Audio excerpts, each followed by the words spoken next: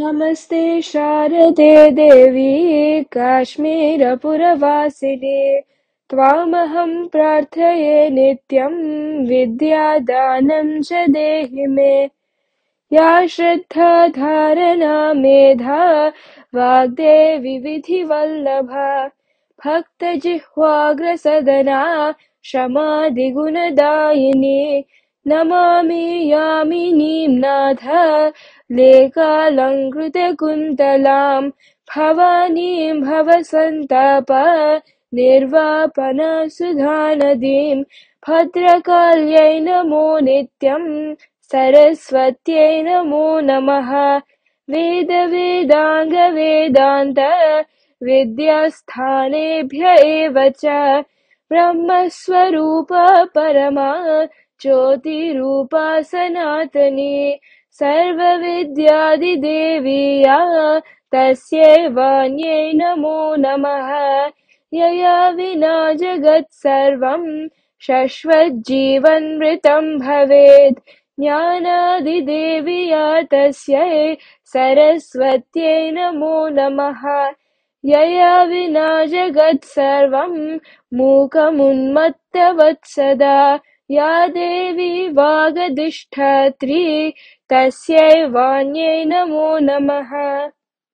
माणिक्यवीणाम् उपलालयन्तीं मदालसां मञ्जुलवाग्विलासां माहेन्द्र नीलद्युति कोमलाङ्गी अम्बुजवासिनि सुन्दरि वाणि सरस्वती देवी नमोऽस्तुते। अम्बुजवासिनि सुन्दरि वाणि सरस्वती देवी नमोऽस्तुते। अक्षमलालङ्कृतकरवरदे श्वेताम्बरधरे पाहि पाहि सरस्वती देवी नमोऽस्तुते। सरस्वती देवी नमोऽस्तुते। पुस्तकधारिणि बुद्धिप्रदायिनि वीणावाणि त्रिनयनि पाहि सरस्वती देवी नमोऽस्तुते। सरस्वती देवी नमोऽस्तुते। जटाजूटसमयुक्ते सुभगे चन्द्ररेखाविभूषिते पाहि सरस्वती देवी नमोऽस्तुते। सरस्वती देवी नमोऽस्तुते। वेदसारनिधि विधिप्रियजननी नित्यवारिधि पाहि पाहि सरस्वती देवी नमोऽस्तुते। सरस्वती देवी नमोऽस्तुते। नाथरूपिणि हंसवाहिनि काञ्चितार्थप्रदायिनि पाहि सरस्वती देवी नमोऽस्तुते। सरस्वती देवी नमोऽस्तुते। शरणागत मां पाहि पाहि बुद्धिज्ञानयशो देहि देहि सरस्वती देवी नमोऽस्तुते। सरस्वती देवी नमोऽस्तुते। नमोऽस्तुते नमोऽस्तुते। అందరికీ నమస్కారం. నేను విశ్వనాథ శోభనాద్రి 2004లో నమామి వేదమాతరం అనేటువంటి వేద విజ్ఞాన మాసపత్రికను ప్రారంభించి 2018 వరకు నడిపాను. ఆ పత్రికని మాడుగుల నాగపణి శర్మ గారే ఆవిష్కరించారు. ఆ తర్వాత ఒక దశాబ్ద కాలంలో రామాయణ భారత భాగవతాలని చిన్ని చిన్ని కథలుగా, తర్వాత ధర్మం, మహర్షి రూపేణ, వివాహం వంటి నవలల్ని మొత్తం 10 పుస్తకాలు రచించడం జరిగింది. కాలక్రమేణా చూస్తుంటే సాహితీ ప్రియులకు పుస్తక పఠనం మీద ఆసక్తి తగ్గి శ్రవణాసక్తి పెరిగింది. అందుకని లిటరరీ ఛానల్ అని యూట్యూబ్లో ఒక ఛానల్ పెట్టాం. నేను పెట్టిన పత్రికకి వారే ప్రారంభకులు కాబట్టి ఛానల్లో కూడా వారికి అనుగ్రహ భాషణం చేయాలని కోరాను. అడగంగానే అంగీకరించారు. సాహిత్యంలో మనకి కవిత్వం అంటే 2 రకాలు. వ్రాసుకొచ్చిన కవిత్వం, ఆసు కవిత్వం. ఆసు కవిత్వంలో వేగం, రాగం, ధారణ అనేవి మిశ్రమించి అవధానం అనేటువంటి ఒక నూతన ప్రక్రియను ప్రారంభం చేసి కవులకు గట్టి పోటీని ఇచ్చారు. ఆ రోజుల్లో తిరుపతి వెంకట కవులు, కొప్పరవ కవులు చాలా ప్రసిద్ధి చెందారు. తరువాతి కాలంలో ఈ అవధానం బాగా పెరిగి అనేక మంది అవధానులు వచ్చారు.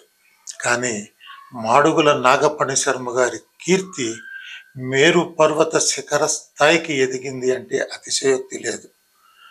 అటువంటి నాగపణి శర్మ గారితో మాకు ఇంతకాలం బంధం ఉండటానికి కారణం ఏమిటంటే ఒక్కటే, ఆయన తత్వం ఏమిటంటే ప్రేమతత్వం.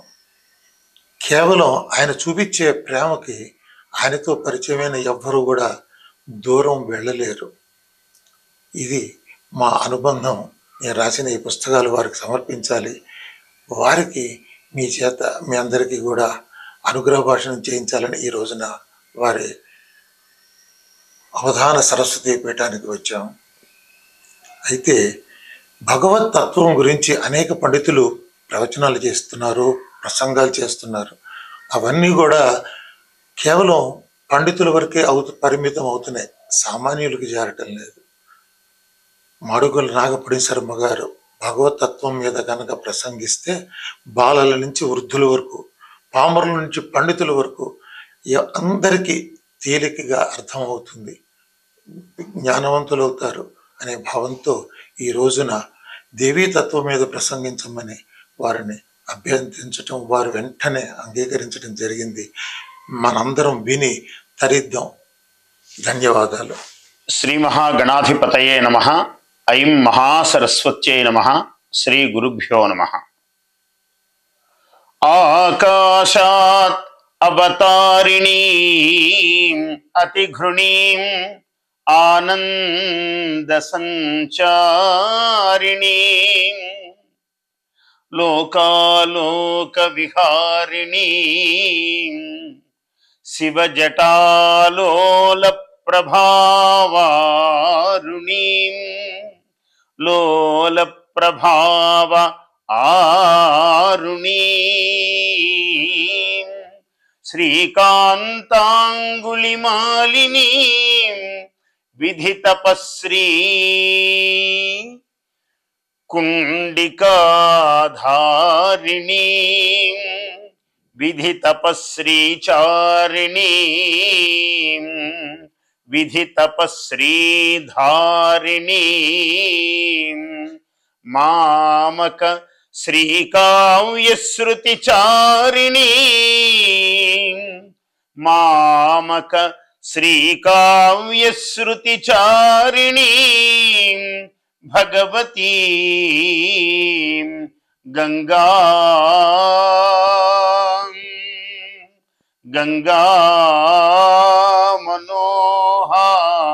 మనోహారిణీం. నా కవితా స్వరూపిణి అయినటువంటి గంగాదేవిని స్తుతిస్తూ ఉన్నాను. ఎందుకంటే విశ్వనాథ శోభనాద్రి గారు 25 పరిచయం ఈనాడు కాదు. వారు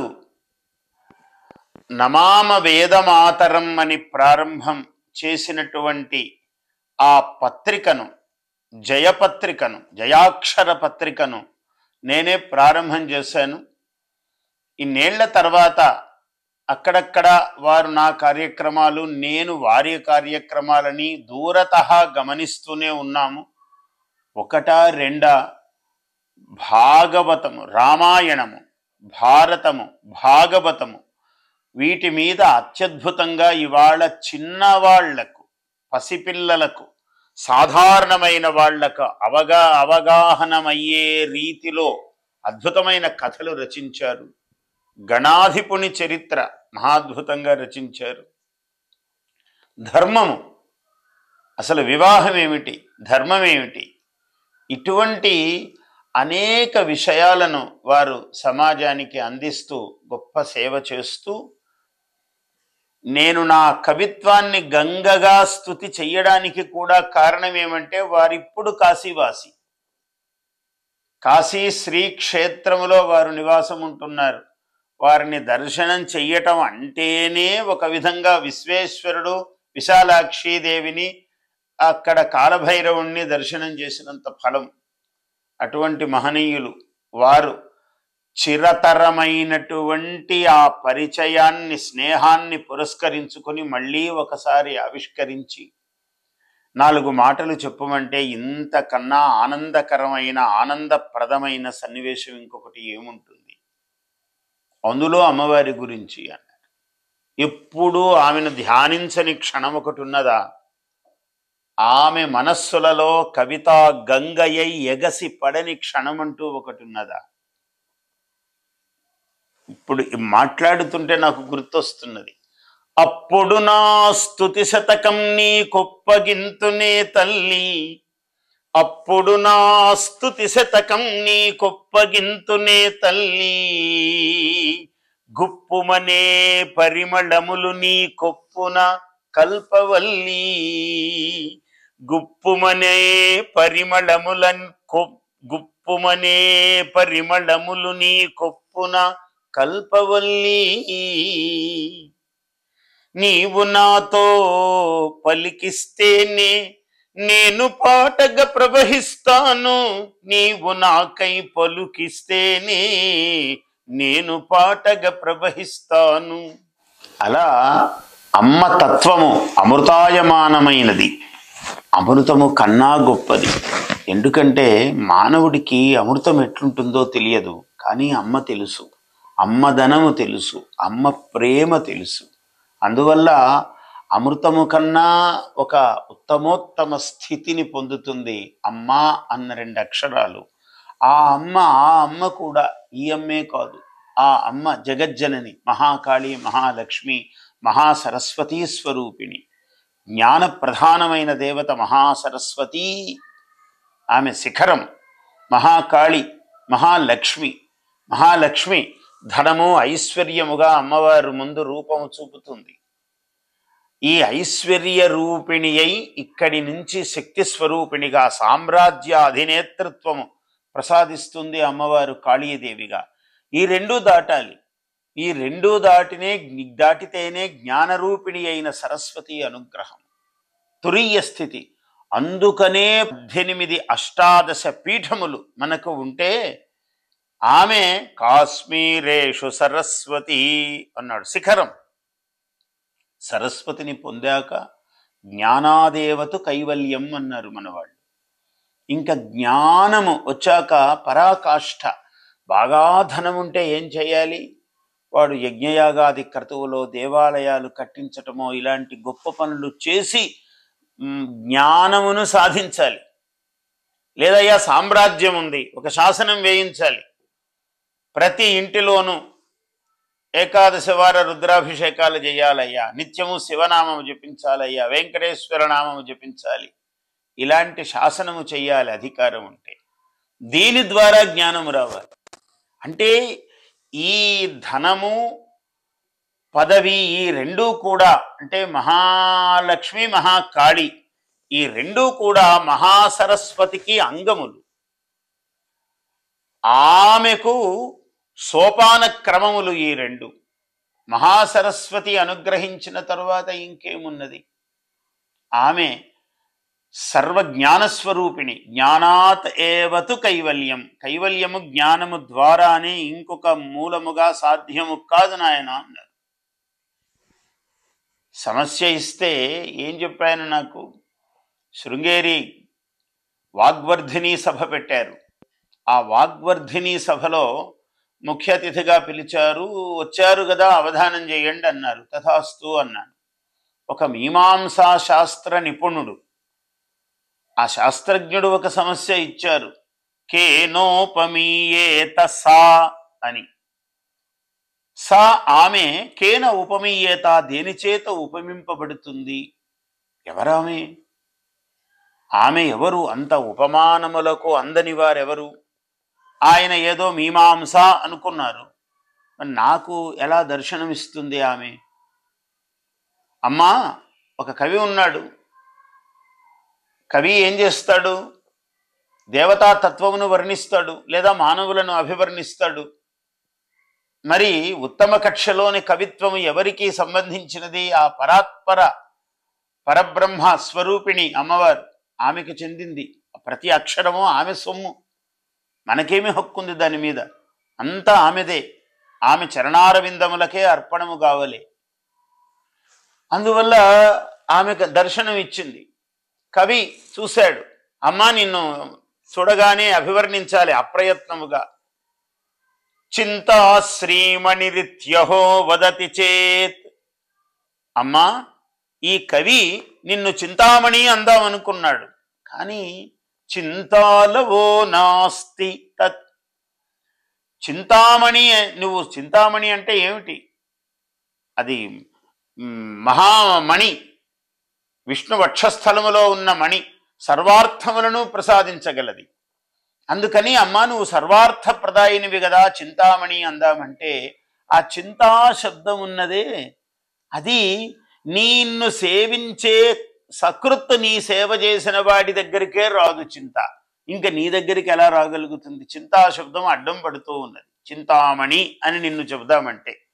అందువల్ల అది పనికి రావటం లేదు నిన్ను ఉపమించడానికి. చింతా శ్రీమణిరిత్యహో వదతి చేత్ చింతాలవో నాస్తి తత్. సరే, చింతామణి లేకపోతే ఏమైంది? అలాంటి వస్తువులు లేవా ప్రపంచములో? స్వర్గలోకములో లేవా? చింతామణి తీసేసి కల్పవృక్షము అని చెబుదాం, ఇప్పుడేమి ఇబ్బంది లేదు కదా.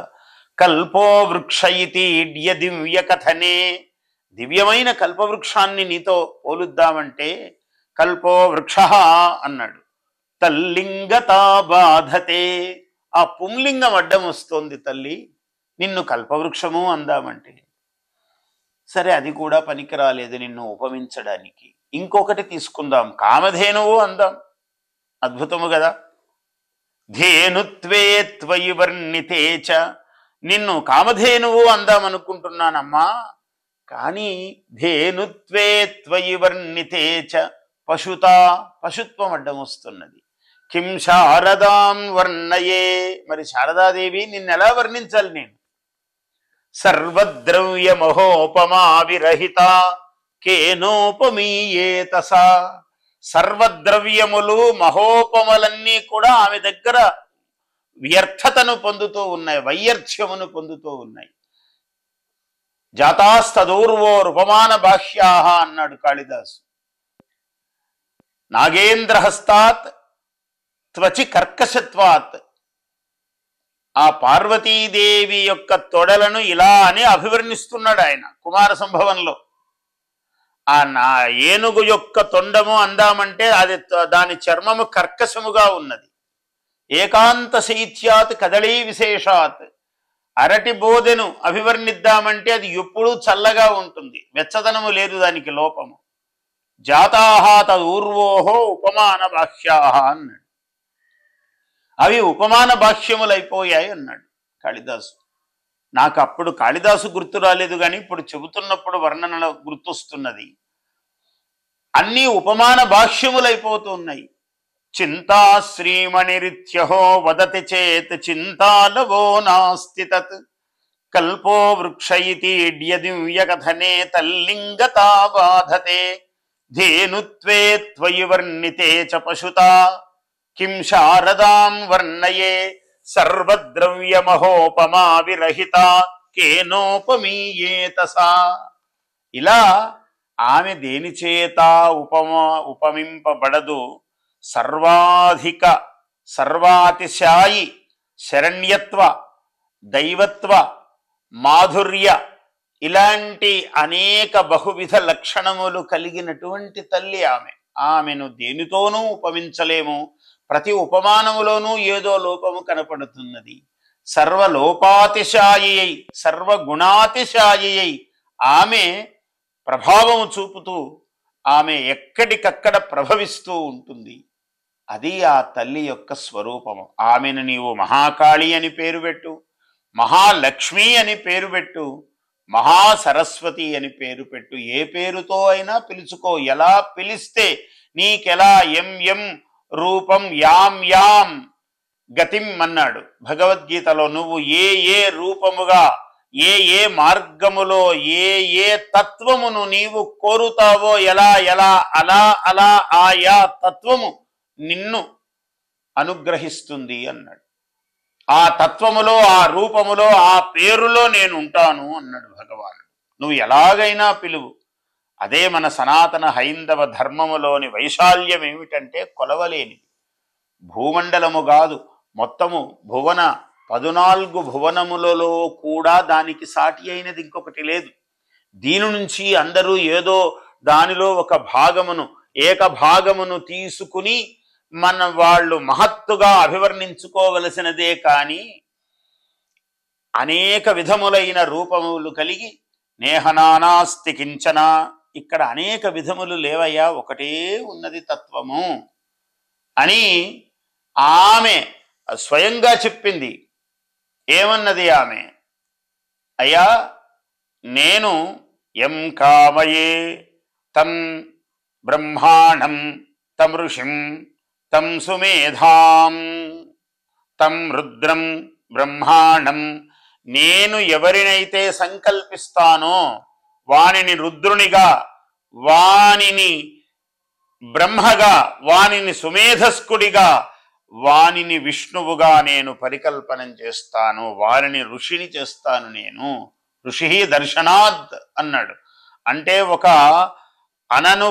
అననుభూతపూర్వమైన ఒక అద్భుతమైన వస్తు దర్శనమును చెయ్యటమే బ్రహ్మ దర్శనము చెయ్యటమే దర్శనాత్ ఋషి అన్నాడు. వాడు ఋషి. అటువంటి అమ్మవారు త్రిమూర్తి స్వరూపిణిగా, యా దేవీ సర్వభూతేషు శక్తి రూపేణ సంస్థిత, యా దేవీ సర్వభూతేషు విద్యారూపేణ సంస్థిత, యా దేవీ సర్వభూతేషు నిద్రారూపేణ సంస్థిత. కాబట్టి చేతనేత్యభిధీయతే, చేతన చైతన్య స్వరూపముగా ఏ తల్లి అభివర్ణింపబడుతున్నదో, త్రిపురాంబికే త్రిపదాత్మికే షట్కుక్షి శ్రీ పంచశీర్షాత్మికే పంచశీర్షోపనయనే వినియోగ అన్నారు. త్రిపురాంబికే త్రిపదాత్మికే షట్కుక్షి శ్రీ పంచశీర్షాత్మికే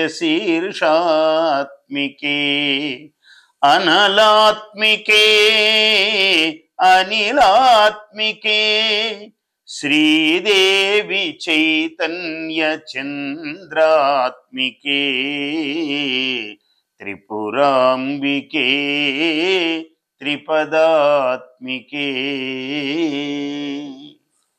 తొలి సంజ కెంజాయ తొగరే కువై, తొలి సంజ కెంజాయ తొగరే కువై, మలి సంజ పొదరింటి చిగురాకువై, మధ్యాహ్నకాలీన మణిరౌద్రివై,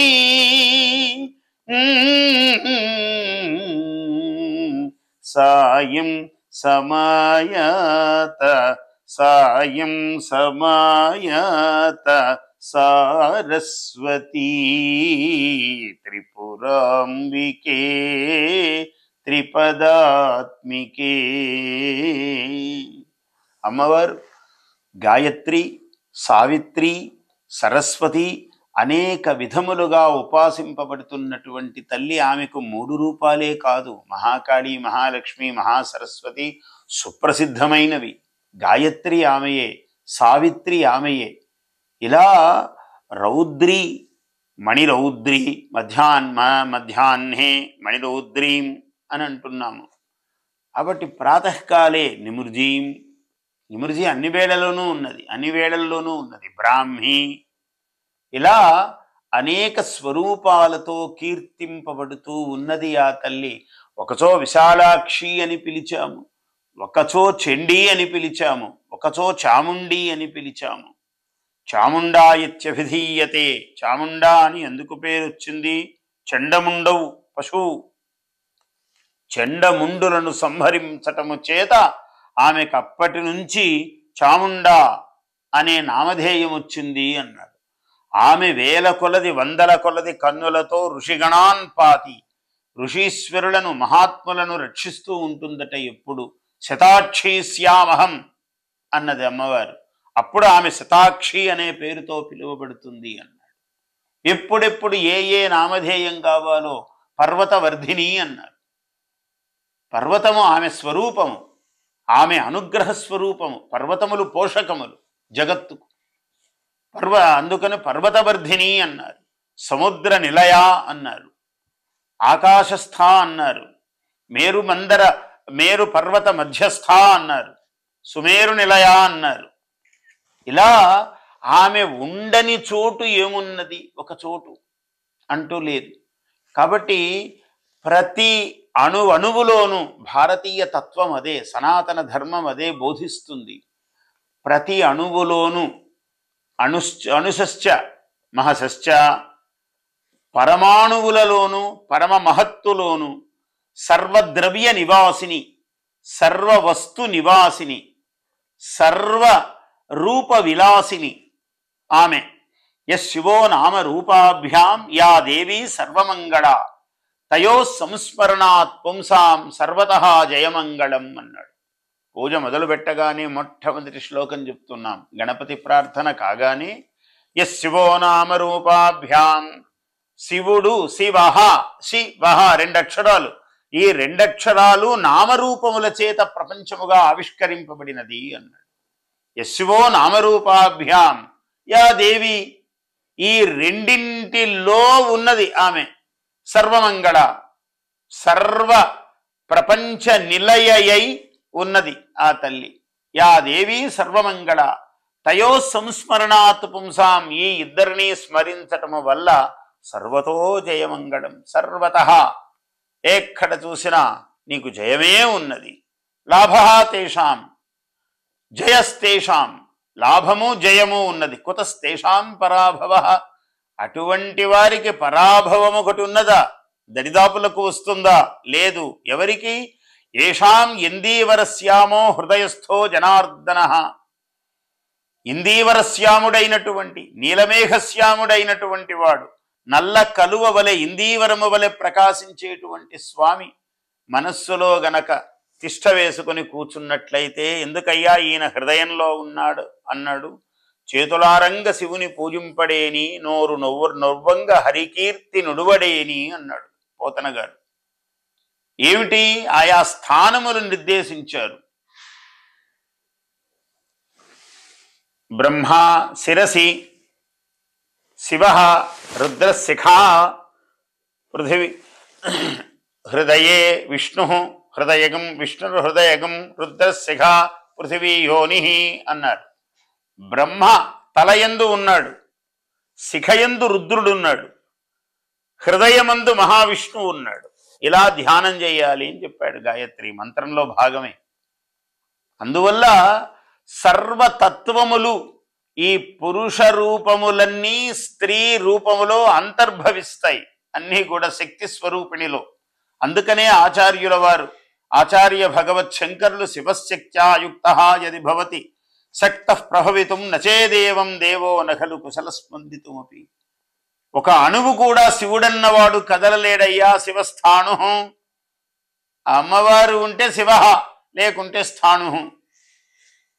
ఆమె చైతన్య స్వరూపిణి, చైతన్య చంద్రాత్మికయ్యి ఆమె ప్రసరించిన నాడే కదలిక అనేది ఉంటుంది. అటువంటిది అమ్మవారి తత్వము. విశాలాక్షి అన్నాడు. చాలా పెద్ద కన్నులతో చూస్తుందట ఆమె. ఆమె అనుగ్రహము మరి ఎంత లోకానికి అందాలి. అందరూ సంవత్సరాల కొద్దీ తపస్సు చేస్తూ ఉన్నారు, యుగాల కొద్దీ తపస్సులు చేసిన మహాత్ములు ఉన్నారు. మరి వాళ్ళందరినీ ఎలా అనుగ్రహించాలి? విశాలమైన అక్షులతో. ఏదో ఒక కడగంటి చూపే చాలు, కానీ ఇంత లోకాన్ని కటాక్షించడానికి ఆమె విశాలమైన కన్నులు చేసుకుని చూస్తున్నదట విశాలాక్షి దేవి. అలా చూసి అనుగ్రహిస్తూ ఉన్నది. ఆ శబ్దములోనే రహస్యం ఉన్నది. విశాలాక్షి అన్నాడు. కామాక్షి, కామములను అంటే నీకు ధార్మికమైన కోరికలు ఏ ఉన్నాయో అన్నీ నెరవేర్చగలదు ఆ తల్లి కామాక్షి అయి. ఆమె విశాలాక్షి ఆమెయే, కామాక్షి ఆమెయే, చండీపరాదేవత ఆమె. ఇలా భ్రూవల్లి యస్యాహ కటాక్ష, ఏ తల్లి యొక్క కటాక్షము ఈ లోకమునకు సర్వము జీవనోపాయమై జీవనాధారమై ఉన్నదో అటువంటి తల్లిని మనం సేవిస్తూ ఉన్నాం. అమ్మ అనే 2 అక్షరాలకు సర్వము ప్రపంచమంతా. అందుకే అన్నం అన్నాడు. భృగుర్వైవారుణి వరుణం పితరముపససార అధీహి భగవో బ్రహ్మేతి తగుంహోవాచ. వరుణ మహర్షి యొక్క కుమారుడు భృగువు తండ్రిని సమీపించాడు. అయ్యా, నాకు బ్రహ్మ అంటే ఏమిటో చెప్పవలసినది అన్నాడు. తగుంహోవాచ, ఆయనకి చెప్పాడు. తద్ధి తపస్తద్ధి తత్తపసా విజిజ్ఞాసస్వ. ఊరికే అనగానే ఏదో తీసి ఇచ్చినట్లుగా కాకుండా, నాయనా ఇది తపస్సుతో తపస్సాధ్యమైన విషయము నీవు అడిగావు. బ్రహ్మ నీకెలా తెలియాలి? బ్రహ్మ అంటే అనుభవించటము వేరు, చెప్పటము వేరు. అందువల్ల ఇలా తపస్సు చెయ్యి అన్నాడు. ఆయన తపస్సులో కూర్చున్నాడు. తపహ అంటే ఏమిటి? సో తపస్తప్యత. ఆయన తపిస్తూ ఉన్నాడు దానికోసం. ఇదేమిటి ఇదేమిటి ఇదేమిటి ఇదేమిటి అని తపిస్తూ కూర్చున్నాడు ఏకాంతముగా. ఇంకొక ధ్యానము లేకుండా ఏకైక ధ్యాసతో కూర్చున్నాడు. కొన్నాళ్లకు ఒక సత్యము అవభాసమానమైనది. ఆ ప్రతిభాసమైనటువంటి సత్యం ఏమిటంటే అన్నం బ్రహ్మేతి వ్యజానాత్. అన్నం బ్రహ్మ అని తెలుసుకున్నాడు. అందరికీ తెలుస్తుంది కదాయా అన్నం బ్రహ్మ అంటే. అది కూడా నీకు బాహ్యముగా తెలిసినట్లుగా ఉండడం వేరు, తపస్సుతో తెలియడము వేరు. ఆ జ్ఞాన లక్షణము, జ్ఞాత లక్షణం, తెలిసిన తర్వాతి లక్షణం వేరు. అంత తేలిక కాదు అది. అన్నం అన్నాడు. అన్నం అంటే ఏమిటి? అద్యతే ఇది అన్నం, అత్తి ఇది అన్నం. తినేది కర్త, తినేవాడు అన్నం, తినబడేది అద్యతే అన్నం. ఈ సర్వ సృష్టిలో ప్రపంచం అంతా కూడా ఒకదాని చేత తినబడేదో ఒకదానిని తినేదో, కర్తయో కర్మయో అవుతూ ఉన్నది. ఇదిగో ఇదంతా, ఈ ప్రపంచమంతా, ఈ దృశ్యమానమైనటువంటి ప్రపంచమంతా విశ్వం దర్పణ దృశ్యమాన నగరీ తుల్యం నిజాంతర్గతం.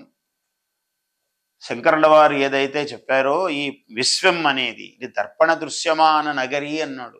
అద్దంలో నీకు బొమ్మ కనపడుతుంది కదరా, అదే ఈ ప్రపంచం నీకు కనపడుతున్నది. అదేమిటండి, కళ్ళకు ప్రత్యక్షంగా కనపడుతుంటే అద్దంలో కనపడేదని ఎట్లా అంటారంటే, అద్దములోది ఎంత నశ్వరమో నశ్యమో ఇదంతా కూడా అంతేరా, దీనికి ముందు లేదు. అందుకనే తర్కములో ప్రాగభావము ప్రధ్వంసాభావము అని అభావమును 2 రకాలుగా చెప్పారు. ప్రాక్ అభావ, ఒక పెద్ద బ్రహ్మాండమైన భవనం ఉన్నది. ఈ భవనము ప్రాక్ అభావము, ఓ 100 ఏళ్లకు ముందు లేదు ఇది.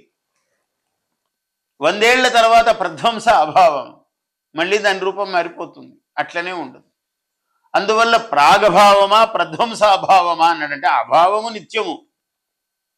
అందుకనే తర్కశాస్త్రంలో అభావము నిత్యము. వేదములో ఏది చెప్పాడో శాస్త్రముల యందు అదే ఉపాసింపబడినది, అదే ఉపలక్షింపబడినది, అదే బోధింపబడినది, అదే ప్రపంచింపబడినది, విశాలముగా చెప్పబడినది.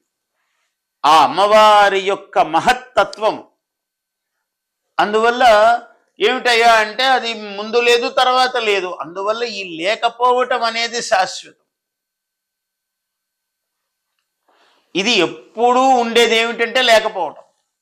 అందుకనే మన దార్శనికులు, మహాత్ములు, ఋషులు ఎంత అద్భుతంగా చెప్పారు. ప్రప్రథమ సృష్టి ఏమిటయ్యా? ఆకాశ ప్రథమ సృష్టి, ఆకాశాద్వాయు, వాయోరగ్ని, అగ్నేరాప, అద్భ్య పృథివీ, అద్భ్య పృథివీ, పృథివ్యా ఓషధయ, ఓషధీభ్యోన్నం, అన్నాత్ పురుష. ఇలా క్రమం చెప్పాడు. ఏమి మొట్టమొదటి పుట్టింది? అంటే ఆకాశ ఏమీ లేకపోవటం అనేది మొదట పుట్టిందన్నాడు. మొదట ఏదో చెట్టు పుట్టింది, ఆకు పుట్టిందని చెప్పలేదు, జ్ఞానరాహిత్యముగా మాట్లాడలేదు. ఏమీ లేకపోవటం పుట్టిందయ్యా, ముందు ఆకాశ. ఆకాశాద్వాయు, ఆకాశము అవకాశం ఎప్పుడైతే ఉందో అది వాయువు. వాయువు కొంతదాకానే ఉంటుంది. అంతరిక్షం అన్నాడు, పైకి వెళ్లే కొద్దీ వాయువు కూడా ఉండే అవకాశం లేదు. కాబట్టి ఏతద్వరుణ లక్షణం, ఏతద్ వాయుమండలమును, వరుణమండలమును, సూర్యమండలమును సమగ్రముగా వేదములలో అభివర్ణించారు ఋషులు, దర్శనం చేశారు. అవే మనం ఇప్పుడు తెలుసుకుంటున్నాం. సైన్స్ అనే మార్గము ద్వారా భౌతికము, సైన్స్ అన్నది శాస్త్రమే. సైన్స్ అంటే శాస్త్రం. ఈ శాస్త్రం ఏమిటంటే భౌతికవాదులు. భౌతికంగా ఇది నిరూపణం అయితేనే అంటాడు, తప్పేమీ కాదు. సైంటిస్టు కూడా గొప్పవాడే, శాస్త్రజ్ఞుడు గొప్పవాడే. కానీ ఆ ఋషి మార్గంలోనే నడుస్తున్నాడు వీడు కూడా. ఈయన నిరూపించేటువంటి మార్గము వేరు, ఇది పరిమితమైన మార్గము, అదే అపరిమితమైనటువంటి మార్గం. ఆ అపరిమిత లక్షణము నుంచి పరిమిత లక్షణంతోనే అపరిమితత్వాన్ని చేరుకోవాలి, వేరొక మార్గం లేదు. అందువల్ల ఆ విధమైనటువంటి తత్వమును, దానినే ఏమన్నాడు, మనం ఇంగ్లీషు పేర్లు పెట్టుకున్నాడు, పవర్ అన్నాడు, యాటమ్ అన్నాడు, అణు శక్తి. ఆ శక్తి అమ్మవారే. అమ్మవారు మరి ఆయన ఎందుకన్నాడు చెయ్యి కూడా ఇలా లేపలేడు శివుడు అమ్మవారు లేకపోతే అన్నాడు. ఇందులో అతిశయోక్తి ఏమీ లేదు, శక్తియే ఉన్నది ఈ అతిశయ ఉక్తిలో. ఏమిటి? ఆమె గనక లేకపోతే శివశక్త్యాయుక్త యది భవతి శక్తః ప్రభవితుం నచేదేవం దేవో నఖలు కుశలః స్పందితుమపి. ఇలా అనడానికి ఎవరన్నా ఆశీర్వదించాలి, శివుడు ఇలా అనాలంటే శక్తి ఉండాలి లోపల, ఆమె ఆవేశించి ఉంటేనే ఇలా అంటాడు శివుడు. ఇంత రహస్యం చెప్పాడు. అదే దాన్ని ఇవాళ మనము శక్తి అన్నదాన్ని అనేక విధములుగా కొలుస్తున్నాం. నీళ్లల్లో శక్తి ఉన్నది, జలములో, ఆకాశములో శక్తి ఉన్నది, వాయుమండలములో శక్తి ఉన్నది, ఏ భూమిలో శక్తి ఉన్నది, అగ్నిలో ఉన్నది. జ్వాలమాలాకులం భాతి విశ్వస్యాయతనం మహతు సంతతగుం శిలాభిస్తులంబత్యాకోశ సన్నిభం తస్యాంతే సుషిరగుం సూక్ష్మం తస్మిన్ సర్వం ప్రతిష్ఠితం తస్య మధ్యే మహానగ్ని. ఈ ఏదైతే చెప్తూ ఉన్నాడో జ్వాలమాలాకులం భాతి నీవారశూకవత్తన్వీ, అక్కడ కూడా స్త్రీలింగమే చెప్పాడు. నీవారశూకవత్ తన్వీ పీతాభాస్వతి అనూపమా అన్నాడు. ఆ హృద్దేశే అర్జున తిష్టతి భగవద్గీతలో చెప్పాడు, వేదంలో చెప్పినదే అక్కడ చెప్పాడు. అందువల్ల నీవారశూకవతు, నివ్వరి గింజ వలె, తన్వీ సూక్ష్మముగా పొడవుగా ఉన్నది, ఇలా గోధుమ గింజలాగా ఇలా ఉందన్నాడు. నీవారశూకవత్తన్వీ పీతాభాస్వతి, పచ్చగా, పచ్చని వర్ణముతో, అది ఎరుపా పసుపా, బంగారం ఎలా ఉంటుందని చెబుతావు? పసుపని చెబుతావా, తెలుపని చెబుతావా, ఎరుపు అంటావా, అన్ని వర్ణముల సమాహారం అంటావా? అందువల్ల ఏ కార్ణవమున్న జలమయ జగతిని, ఒక కవిత రాశాను. రాయటం అంటే పాడడమే. ప్రవహిస్తున్నా సరస్వతినై పలికిస్తున్నా స్వరశ్రుతినై, ఏ కార్ణవమున జలమయ జగతిని తొలియలనై తల ఎత్తి తిని, ఏ కార్ణవమున జలమయ జగతిని తొలియలనై తల ఎత్తి తిని, ఏడు రంగులను ఎదలో నిలిపిన శ్వేతార్ణవమై పొంగి తిని, ప్రవహిస్తున్నా సరస్వతినై ఆగాములు నయనాంతగాములై అక్షరాలుగా పలికిస్తాయి, ఆగాములు భవిష్యత్తులు, ఆగాములు నయనాంతగాములై అక్షరాలుగా పలికిస్తాయి. తొలి జన్మల కనరాని మర్మములు నీకోసం అని వస్తాయి. ప్రవహిస్తున్నా సరస్వతినై. అంత అమ్మవారి యొక్క తత్వం, ఆ దేవదేవి యొక్క విలాసము ఆమె. అంటే సకల వర్ణ సమామ్నాయమైన శ్వేతవర్ణముగా భాసిస్తూ ఉన్నది ఆ తల్లి. అందుకనే సర్వశుక్లా సరస్వతి అన్నారు. తెల్లగా పోతన గారు అభివర్ణించిన తల్లి ఆమె. శారద నీరదెందు కనసార పటీరమరాళ మల్లికాహార తుషారఫేన రజతాచలకాశ ఫణీశ కుందమందార సుధాపయోధి సితతామర సామర వాహిని శుభాకార తనుప్పు నిన్ను మదిగానగ ఎన్నడు కల్గు భారతి. ఆయన మహానుభావుడు దర్శనం చేశాడు. ఎన్నడు కల్గు మదిగానగా అని అడగక్కర్లేదు. ఆయన వినయము కొద్దీ అలా అడిగాడు. ఆయన పూర్వతః ఏవ దృష్టవతీ సా దృష్టిముపగతవతీ సా. ఆమె కనపడినది. కనపడకపోతే అంత కావ్యం ఎలా రాస్తాడు ఆయన? ఒక్క పద్యం రాయటం సాధ్యం కాదు. దర్శనం ఇచ్చినది ఆమె. కాబట్టి ఆయన అలా చెప్పాడు. మామూలు వాళ్ళ మానసిక స్థితిని దృష్టిలో పెట్టుకుని మది కల్గగన్ ఎప్పుడు, మది కానగన్ ఎప్పుడు కల్గు భారతి అన్నాడు. అమ్మా నిన్నెప్పుడు చూస్తాను తల్లి అంటే, ఒకసారి చూసిన వాడైనా సరే ఇంకా ఇంకా చూడాలి అని అనేవాడు అలా అంటాడు. ఆచార్య శంకరులు, భగవత్ శంకరులు అనలేదా? కదా వా దేవి, అమ్మా ఎప్పుడు ఇలా సాధ్యమవుతుంది తల్లి? నీ తటములో ఓ గంగాదేవి నీ తటములో కూర్చుని ఇలా తపస్సు చేసి ఇలా చుడుకములోకి జలము తీసుకుని ఆచమనము చేసి తల్లి ఇలా ఎప్పుడు అని అన్నాడు. ఎన్ని పర్యాయాలు చేశాడు ఆయన? మొత్తం భూమండలం 3 సార్లు పర్యటించారు ఆయన. కాబట్టి అమ్మా ఎప్పుడు అంటే మళ్ళీ ఎప్పుడు అని అర్థం. లేదా అసలు లేని వాడికి ఎప్పుడు కలిగిస్తావని అర్థం. అంటే లోకానుగ్రహ దృష్టి కదా వాళ్లకు, కేవలం తన్మాత్ర దృష్టి కాదు. వాళ్లకు మాత్రమే అది పరిమితము కాని వాక్యము, లోకాలోకములు దానివల్ల భాషించాలి. అందువల్ల ఆ నీవార శూకవత్ ఏ తల్లి అయితే సర్వవర్ణ సమామ్నాయై ఏ తల్లి ప్రకాశిస్తుందో ఆ తల్లి శక్తి స్వరూపిణి. ఆమె జ్ఞానాధిష్టాన భూమి, ఆమె ఐశ్వర్య భూమి, ఆమె సామ్రాజ్య భూమి. అన్ని స్వరూపాలు ఆమెవే. ఇటువంటి అనేక స్వరూపములతో భాసమానమైన తల్లి ఇదే కాళిదాసు రచించాడు. ఎవ్వరైనా అదే స్వరూపమును సంభావించవలసినదే. వారి వారి అక్షర క్రమము సమామ్నాయము వేరు కావచ్చు, అక్షరములను పొదిగినటువంటి తీరు వేరు కావచ్చు. నన్నయ్యది ఒక భంగి, కాళిదాసుది ఒక భంగి, నాగఫణి శర్మది ఒక భంగి కావచ్చు. కానీ వాటి యొక్క మూలస్వరూపం ఒక్కటే. ఎవరికి ఎలాంటి అనుగ్రహము, వాల్మీకి ఏది భావించాడో కాళిదాసు అది భాషించాడు. అందువల్ల అందరి యొక్క తత్వములు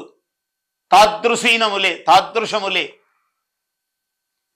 అందువల్ల ఆయన అన్నాడు, అమ్మా నిన్ను ఉపాసించిన వాడికి తస్య లీలాసరో వారధి తస్య భద్రాసనం భూతలం తస్య గీర్దేవతా కింకరి తస్య చ ఆజ్ఞాకరి శ్రీ స్వయం. ఎవడైతే నిన్ను ఉపాసిస్తాడో వాడికి తస్య భద్రాసనం భూతలం, భూమి అంతా సింహాసనం వాడికి. అంటే ఏమిటి? భూమి అంతా పట్టకుండా సింహాసనం వేసుకొని ఒకడు కూర్చున్నాడని కాదు. వాడు ఎక్కడికి వెళితే అక్కడికి సింహాసనం సిద్ధంగా ఉంటుంది. కూర్చోండి రండి. తస్య భద్రాసనం భూతలం తస్య గీర్దేవతా కింకరి, వాగ్దేవత వాచో విధేయై నడుస్తుంది అన్నాడు. అంటే ఏం కావాలంటే అది పలుకుతుంది. వాచమర్థోనుధావతి, ఋషీణాం పునరాద్యానాం వాచమర్థోనుధావతి భవభూతి అన్నాడు. అయా లౌకికానాం హి సాధూనాం అర్థం వాక్ అనువర్తతే. సూర్యుడు తూర్పున ఉదయించును, సామాన్యుడు తూర్పున ఉదయించును అనే అనాలి. కానీ పుణ్యాత్ముడు ఉంటాడు ఒకడు, వాడి ఇష్టము. అంటే ఎట్లా పడితే అట్లా అంటాడని కాదు, అనవలసి వస్తే అంటాడు. సూర్యుడు దక్షిణమున ఉదయించును అన్నాడు అనుకో, పడమట కూడా కాదు, ఉదయించవలసినదే. ఋషీణాం పునరాద్యానాం వాచం అర్థ అనుధావతి అన్నాడు. లోకములో ఉండేటువంటి మానవులు ఏది ఉందో అది మాట్లాడాలి. మహాత్ములు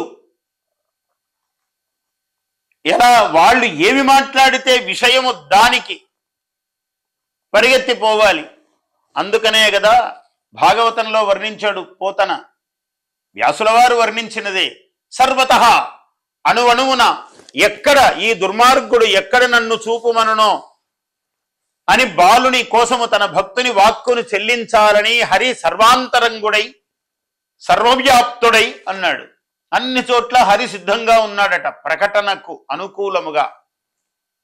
ఏమిరా ఈ స్తంభమును చూపగలవా అన్నాడు. ఏమి వెర్రి తండ్రి, అణువు మొదలు అజాండము పర్యంతము నిండి నివిడీకృతుడైనటువంటి స్వామి విపుల స్తంభంబునందుండడే, నీ వెర్రిగాక ఇంత పెద్ద స్తంభములో ఉండడేమయ్యా అన్నాడు. అని దానవేంద్రుండు పరిగృహ్యమాన వైరుండును వైరానుబంధ జాజ్వల్యమాన అలా ప్రశస్తంబకు హస్తంబున వ్రేసిన అన్నాడు. గదతో కొట్టాలి, చేత్తో కొట్టాడు స్తంభాన్ని ఆయన. ప్రశస్తంబకు హస్తంబున స్తంభంబును వ్రేసిన వ్రేటు తోడన మిడుగురులు చెదర ఒక్కసారి బంభద్యమానంబగు ఆ మహాస్తంభంబున ఆ ప్రళయకాల వేళ ఆ మహాధ్వనితో ఆయన బయటికి వచ్చి ఆవిర్భవించాడు. అంటే సర్వ వస్తు సర్వ ప్రపంచములలో ఆయన ఉన్నాడు నిండి నిబిడీకృతుడై. అలా అమ్మవారు కూడా అన్ని చోట్ల ఉన్నది. వీడు ఎక్కడ ఎప్పుడు కావాలనుకుంటే అప్పుడు అక్కడ దర్శనమిస్తాడు.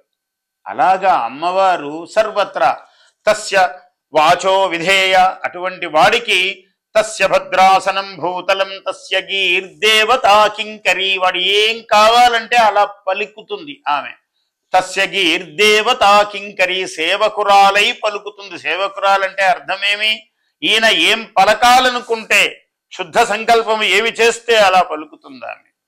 తస్య చాజ్ఞాకరీ శ్రీ స్వయం, మహాలక్ష్మీదేవి వచ్చి పిల్లవాణ్ణి తల్లి చూసుకున్నట్లుగా నాయనా ఏం కావాలి నీకు, ఏం కావాలంటే అది అలా అందిస్తుందట. తస్య చాజ్ఞాకరీ శ్రీ స్వయం. ఇలా ఎవడైతే ఆ శ్రీదేవతను అమ్మవారిని ఏ భావనతో ఉపాసిస్తాడో ఆ విధముగా ఆమె అనుగ్రహిస్తుంది. అలా ఆమె పలుకుతుందిరా నాయన అన్నాడు. అందువల్ల ఎవరైనా నేను చెప్పినదే చర్విత చర్వణమే అయినా ఒక్కొక్కసారి తీపిని తింటూ ఉంటే ఎంత తిన్నా అది రుచి తరగదు.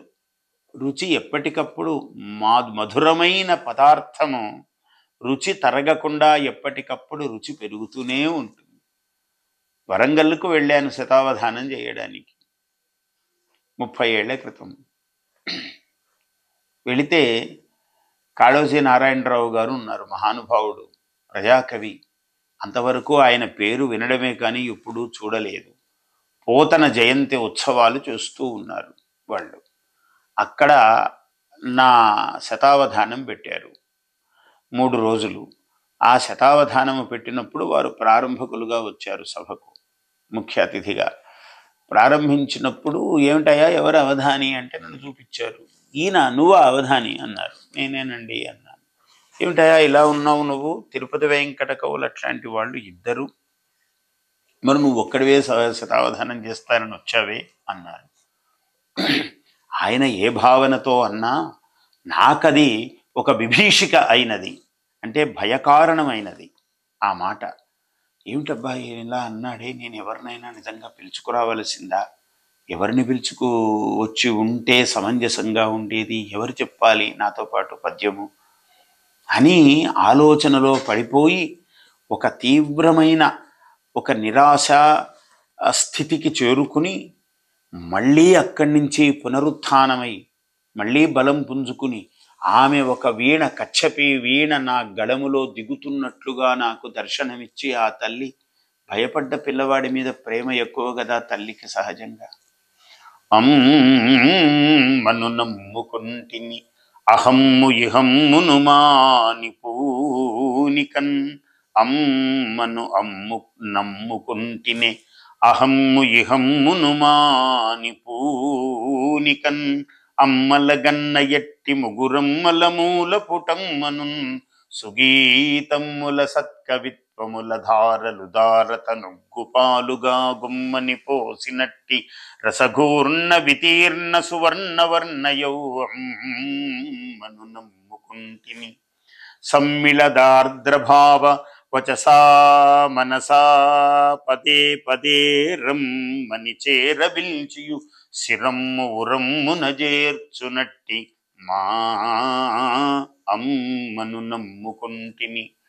ఇమ్మహనీయ భారముల నేనిక మోయగలేనటంచు కంఠమున కచ్చెపిన్ నిలిపి నా మృదు భాషల పల్లవించు వ్యాజమ్మున సుస్వరావళి నిషక్తము చేసిన ఎట్టిదైన మా అమ్మను నమ్ముకుంటిని. అమ్మను అమ్మనంచు హృదయమున పమ్మిన సత్యదీక్షతో సొమ్ములు గిమ్ములున్ గొనక చొక్కి శరీరము వాయకుండ ఏ సమ్మెట పోటులన్ పడక సద్గతి శ్రీహరి భక్తి తత్వరాజ్యమున రాజరాజుగ తుషార పటీర మరాళ కీర్తి అయి కొమ్ముల కుమ్ముగిత్తలను కోలను బట్టి పొలాల సూరులో దుమ్ములు ధూళి బూసుకొని దుక్కిట దున్నుటచే జనించులే చెమ్మట ధారలే కవన చిత్రణమందున సారధారలంచు అమ్ముని ముఖ్య సన్నిభుడు అహంకృతి దూరుడు ఆర్ద్రచిత్తుడౌ బొమ్మెర పోతరాజ కవి భాగవతంబు జగత్శుభార్థమై క్రమ్మిన కారు చీకటుల కాలమునందున మానవాళికిన్ చిమ్మిన లేత వెన్నెలల సీతమయూఖుని రేఖవోలి ఏ అమ్మను నమ్మి చేసే అనయమ్ము నయమ్ము ప్రియమ్ము మీర ఆ అమ్మను నమ్ముకుంటిని మహాజనులారా గ్రహింపుడీ సభన్. అందువల్ల అలా ఆశువుగా ఉప్పొంగి అమ్మవారు అనుగ్రహించినది. అందువల్ల అమ్మవారు దేవీ తత్వము అమ్మవారు అని మాట్లాడమంటే శోభనాద్రి గారు ఎంత మంచి మాట నా చేత నాకు అంశము ఇలా మాట్లాడమని సూచించారు. అందువల్ల ఇష్టతరము లేదు, ఇష్టము ఇష్టతరం ఇష్టతమం మూడు ఆమెయే. అందువల్ల ఆమెను గురించి మాట్లాడమంటే ఎంతసేపు అయినా ఎన్ని విషయాలైనా ఎప్పటి నుంచి తోడినా మొత్తం జీవితంలో ఎప్పుడో 14వ సంవత్సరంలో మొదలుపెట్టాను అవధానం కవిత్వం మొదలుపెట్టి అక్కడి నుంచి తీస్తే అన్నీ ఇవే కనపడతాయి. వివిధ సందర్భములలో వివిధ సన్నివేశములలో అప్రయత్నముగా స్పందించి బర్కత్పురా నుంచి వస్తున్నా, అక్కడ ఉన్నాను బర్కత్పురాలో. అక్కడ శ్యామలాదేవి అంటే ఒక మరకత శిలతో అమ్మవారిని ఏర్పాటు చేసుకున్నాను అక్కడ బర్కత్పురాలో ఉండగా. ఒకరోజు రాత్రి తెల్లవారుజామున బయలుదేరి వస్తున్నాం, అక్కడి నుంచి ఇక్కడికి వస్తున్నాము. వస్తుంటే వదిలిపెట్టిపోతున్నామే. మా అమ్మ అన్నది, నా భార్య అన్నది, రేపటి నుంచే అమ్మవారికి నైవేద్యం ఎవరు పెడతారని.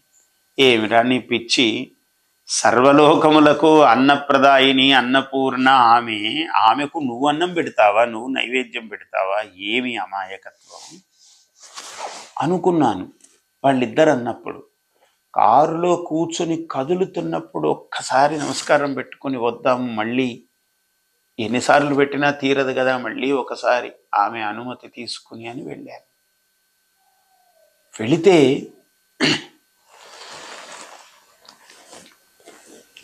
మళ్ళీ ఒక్కసారి జల్లు మన ఇట్లా కళ్ళనీళ్ళు వచ్చాయి. అమ్మా నిన్ను వదిలిపెట్టి వెళ్ళిపోతున్నానే. ఏమి అమాయకత్వమురా, అమ్మవారు భౌతికముగా ఉన్నదా, ఆమె అక్కడున్నదా, వదిలిపెట్టి పోతున్నావా, ఇవన్నీ నిజములా ఆభాసములా? ఆభాసమైతే ఇంత ఇది ఎందుకు వచ్చింది, ఈ మమత్వం ఎందుకు వచ్చింది ఇక్కడ?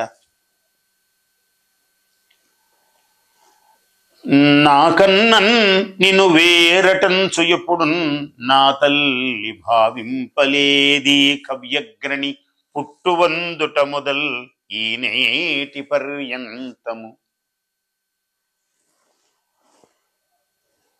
పుట్టువందుటయనన్ ఈ నేటి పర్యంతము అస్తోక శ్రీశ్రుతి కుండలీకృత రవి జ్యోత్స్నాఫలా శ్యామల.